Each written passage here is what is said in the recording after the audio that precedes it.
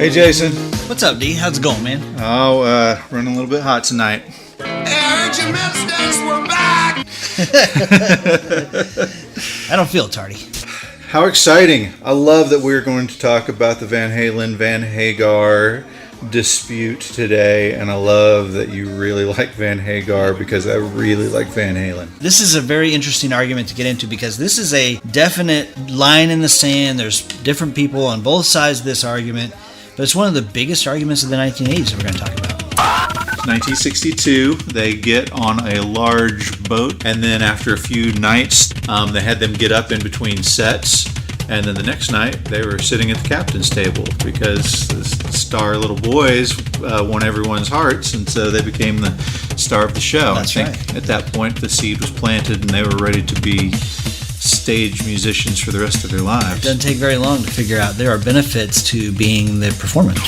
And so they would pay somebody $10 per show to go rent the system, and one of the guys they were renting from was this kid named David Lee Roth. And so after a while, Alex just said, we need a lead singer and we need his PA system. Might as well get two birds with one stone here and just have him join the band and be our lead singer. In a matter of $10, they land one of the greatest frontmen of any rock band of all time.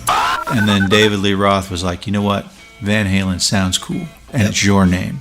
Let's make the band name. That was Van David Halen. Lee Roth's idea. Absolutely. Yeah. Once they had gained that big following, they finally landed a gig as kind of the house band for a place called Gazzari's. That's right. That's in Hollywood. And oddly, from time to time, Bill Gazzari would come up to David and say, hey, Van, you guys did a really good job last night. Let me give you a couple extra bucks. I guess he thought he was like Van Morrison or something. So he had a special guitar. Yeah, absolutely. Had a special guitar. So here's something that many people don't know about Eddie, which is just absolutely amazing.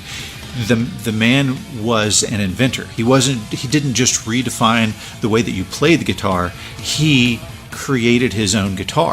Gene Simmons said, I don't think you guys should call yourselves Van Halen. I think you guys ought to change your name to Daddy Longlegs. Which, who knows? Maybe that would have worked. No? I don't think so. No, it's not the same band. And right? they do the right thing.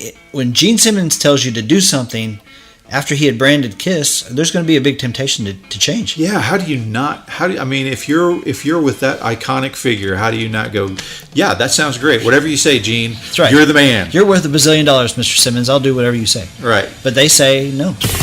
So be sure to follow us at Shirley Podcast on Twitter. Shirley Podcast on Facebook.